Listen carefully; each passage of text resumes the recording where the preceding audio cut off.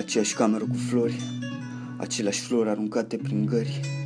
Iartă-i, Doamne, necuvântătoarele cu multe de spus, pierdus printre lanțurile în care s-au pus, reținuți de rutina în care au ajuns. Cumpărăm ceasuri, să vedem cât mai avem. Nu merge timpul mai greu dacă are brandul pe el.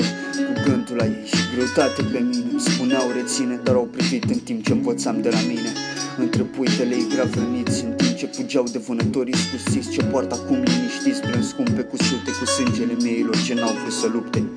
Istoria mea scrisă în baruri, cu pace în pahare și norocul în zaruri. Mi-au spus să învăț să cresc, ca mai apoi să trăiesc, dar am vrut să trăiesc și am trăit cu regret.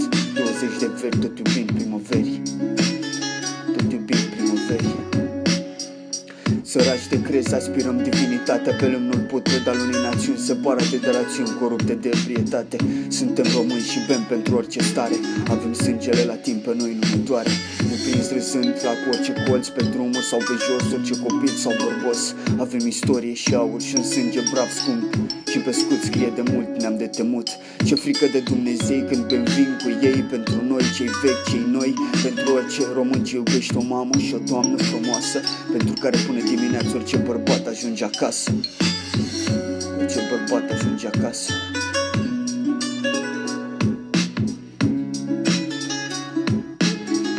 Mulțumim taților ce încă mor pe șantier și devenim tostați fugind de bordel. Cel mai sincer e timpul ce curge pe riduri, desemnați de moarte ca sticle goale pe ziduri. Ceasornicul-i tatăl ce privește timid la noi, cei ce în fața sfârșitului rânjim fără griji. Ce suflet de praga sau somn liniștit, când la noi pielea e tare că muncim toți de mici.